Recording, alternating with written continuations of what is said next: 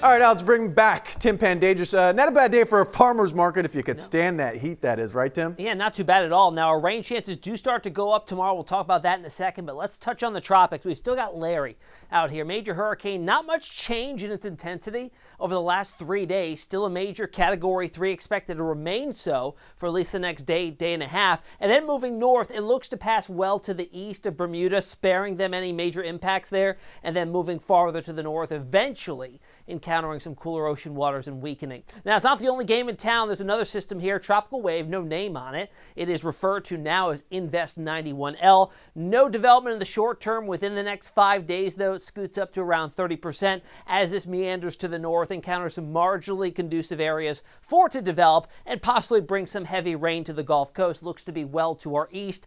Model's not a good handle on it because there's no closed center of circulation, just kind of a guessing game of where it's actually located and where it will go from there. One thing's for certain, though, as we go out in time, we've got a big ridge developing to our north-northwest and a weak front, a boundary that's going to bring us our rain chances tomorrow. That'll slide south and then stall out along the coast, and that'll create kind of a boundary to keep it away from us, but it will help to enhance the heavy rainfall to the east as it builds north from the central Gulf of Mexico. It should spare us the majority of it. So our rain chances increasing into Labor Day. A hot week ahead, too, with that ridge overhead. It's going to get real hot in the mid to upper 90s, and we're keeping a close eye on the Gulf for any development that does result from Invest 91L. Temperatures right now, mid-80s. It feels like it's in the 90s still. It's going to be a warm, muggy overnight. At least the radar is quiet for now, but to the north, there are some storms, and as you see as we get into tomorrow morning, they try to drop their way to the south, so maybe some rumbles of thunder before the sun comes up, scattered showers through the morning commute if you do have to work on Labor Day,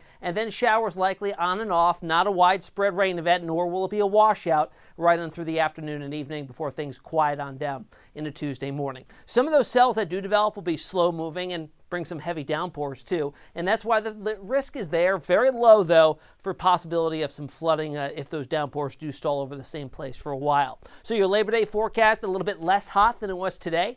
Low 90s. It'll still feel like it's 102, though, with scattered storms and heavy downpours. That rain chance at about 60%. The rest of that 7-day forecast, once we get past tomorrow, rain chances do start to drop. Temperatures go back up, and hardly any rain chance at all with that ridging developing, lasting right through the end of the week and into next weekend. Xavier?